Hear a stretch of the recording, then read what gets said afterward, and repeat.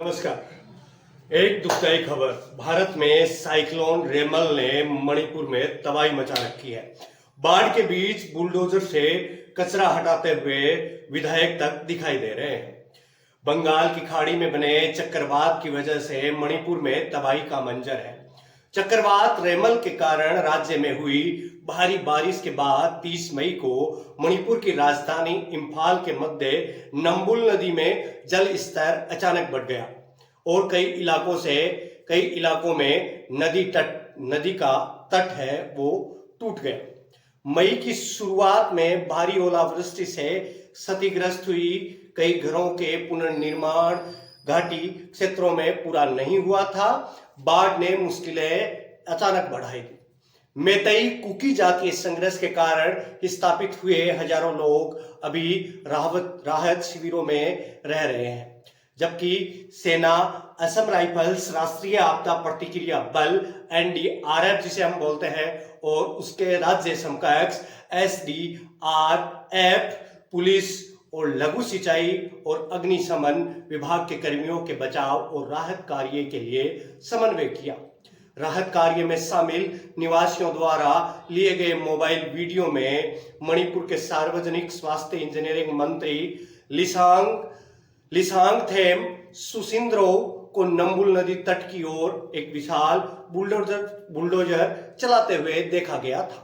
वहां उन्होंने बुलडोजर की लंबी धातु वाली भुजा घुमाने और नदी से कचरा निकालने से पहले एक अन्य भाजपा विधायक राजकुमार इमो सिंह से बात की। नदी में जमे कचड़े की वजह से पानी का बहाव अवरुद्ध हो गया और बाढ़ की स्थिति और खराब हो गई थी। सुसिंद्रो ने खुदाई करने वाले को पटरियों पर चलाने के लिए हेवी ड्यूटी रबर के जूते पहने थे जो सामान्य पीले बुलडोजर से 1 या 2 आकार के बड़े थे। वहीं सिंह भी टी शर्ट, शॉर्ट्स और रबर चप्पल में स्थानीय लोगों के साथ एक पुल पर चलते हुए देखे गए। इस दौरान वो पानी के प्रवाह को कैसे साफ किया जाए इस बारे में बातचीत कर रहे थे। उन्होंने अक्स पर एक पोस्ट की, कहा नंबुल नदी से सभी कचरे को हटाने से संगोलबंद और उरीपोक के आसपास सुचारू प्रवाह को कम बाढ़ सुनिश्चित होगी। घाटी के कई इलाकों में अब बाढ़ का पानी उतर गया है। मौसम कार्यालय ने 2 जून से बारिश नहीं होने का अनुमान लगाया था। हालांकि पूर्वोत्तर के कुछ राज्यों में हल्की बारिश होने की संभावना है। पिछले 4 दिनों में 5 जिले इम्फाल पूर्व, इम्फाल पश्चिम, कांगपोकपी, सेनापति और जिरीबाम बुरी तरह से प्रभावित हुए हैं। कई क्षेत्रों में भूस्खलन भी हुआ है। चुरा, चांदपुर के कुछ इलाकों में बाढ़ का पानी जमा हो गया है, जहां के निवासी जरूरतमंद लोगों की मदद करने के लिए समन्वय कर रहे हैं। इम्फाल सिलचर राष्ट्रीय राजमार्ग सहित प्रमुख सड़कें भी भूस्खलन और बाढ़ से और अवरुद्ध हो गई हैं। अब इम्फाल की स्थिति थोड़ी सी विकट है और जरूरत है भारत की सरकारों को इम्फाल की तरफ ध्यान देने का। अब भारत में एक तरफ लोकसभा के चुनाव चल रहे हैं, उस वक्त पर साइक्लोन रेमल ने मणिपुर में तबाही मचा रखी है। इस तबाही को किस प्रकार से रोका जा सकता है, इस तबाही के बारे में भारत सरकार या जो भी देश की सरकारें हैं, जो भी इन चुनावों के बाद सरकार संभल कर आती है, उनको इन आपदाओं के लिए एक सुदृढ़ और सुचारू रूप से एक संयोजन करना होगा जनता और सरकारों के बीच। जब ये समायोजन होगा, उस वक्त पर जैसे जापान में भूकंप ज्यादा आते हैं तो वहां की सरकारों ने मजबूती से, सख्ताई से इसके खिलाफ, प्राकृतिक आपदाओं के खिलाफ लड़ने की एक रणनीति बना रखी है।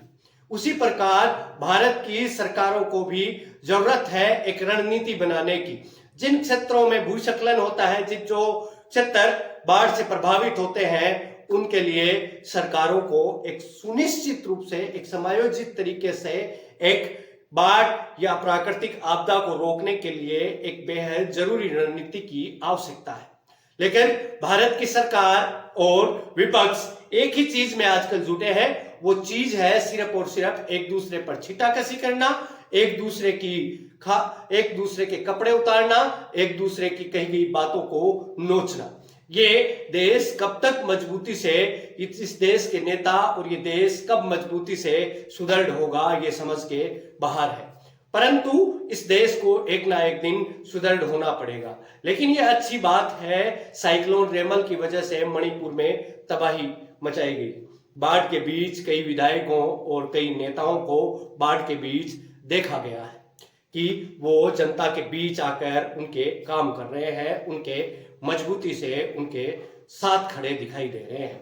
तो ये चीज सोचने और समझने की है कि अब राजनीतिकारों को जनता के समर्थन में उतरना होगा, राजनीति की दिशा को बदलना होगा। आप भी बदल सकते हैं इस राजनीति की दिशा को अपने वोट के जरिए, अपने वोट की ताकत से, अपने वोट की ताकत से इस लोकतंत्र के अहम योगदान देकर आप इस देश की स्थिति और परिस्थिति को मजबूत बना सकते हैं। इस देश को विश्व गुरु की तरफ आप ले जा सकते हैं, ना कि कोई पॉलिटिशियन और ना ही कोई राजनीतिकार। कोई राजनीतिकार आएगा वो अपने घर भरने के अलावा कोई विशेष काम नहीं करता दिखाई देता।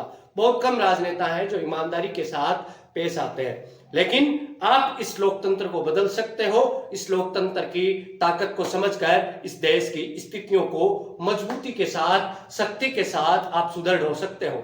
आपको सिर्फ यह करना है कि आपको भारत का एक जिम्मेदार नागरिक बनकर इस देश के लिए एक लड़ाई लड़नी है। सबसे पहली लड़ाई आपको लड़नी है इन राजनेताओं से। दूसरी लड़ाई आपको लड़नी है ये लोकतंत्र के हत्यारों से, जो लोकतंत्र की हत्या के लिए तत्पर तैयार रहते हैं। मैं किसी के ऊपर आरोप प्रत्यारोप नहीं कर रहा हूं, ना ही हमारा चैनल द बम्बार्ड किसी के ऊपर आरोप प्रत्यारोप कर रहा है। लेकिन भारत की वर्तमान स्थितियों को देखते हुए ये नजर आता है कि भारत में जब जब कोई आपदा आती है, चाहे वो प्राकृतिक हो चाहे वो कृत्रिम हो, उसके लिए भारत के पास पहले से सुविधाएं नहीं होने के कारण ज्यादा नुकसान होता है। वो चाहे जान का हो चाहे माल का। जान के नुकसान पर भारत की सरकारें अक्सर ध्यान नहीं देती हैं, क्योंकि इसका एक मुख्य कारण ये भी है कि भारत की सरकारों को ये लगता है कि इंसान यूं ही पैदा होते हैं और यूं ही मर जाते हैं। लेकिन भारत की सरकारों को ये सोचने के लिए आपको मजबूर करना होगा कि आपका जन्म यूं ही नहीं हुआ, आपके पास एक ताकत है, आप लोकतंत्र का हिस्सा है। लोकतंत्र में सबको साथ लेकर चलने की, लोकतंत्र में सबको साथ लेकर चलने की एक आजादी है। आपको बोलने की आजादी है। आपको लड़ना होगा अपने लिए, अपने देश के लिए और इस लोकतंत्र को बचाने के लिए। तो ये लड़ाई जारी रखिए। मैं भी मेरी लड़ाई जारी रखता हूं इन सरकारों से, इस सिस्टम से, इस समाज से। आप भी मेरे साथ जुड़िए और द बम्बार्ड का हिस्सा बनिए और द बम्बार्ड को सब्सक्राइब कीजिए और अपना सपोर्ट दिखाइए, ताकि हम आपकी इस लड़ाई को थोड़ा सा मजबूत कर सकें। अभी मैं विदा लेता हूं। आप हमें कोई सुझाव देना चाहते हैं तो कमेंट बॉक्स में जाइए, एक छोटा सा प्यारा सा कमेंट लिखिए। और आप यहां तक आए इसके लिए आपका धन्यवाद, आभार।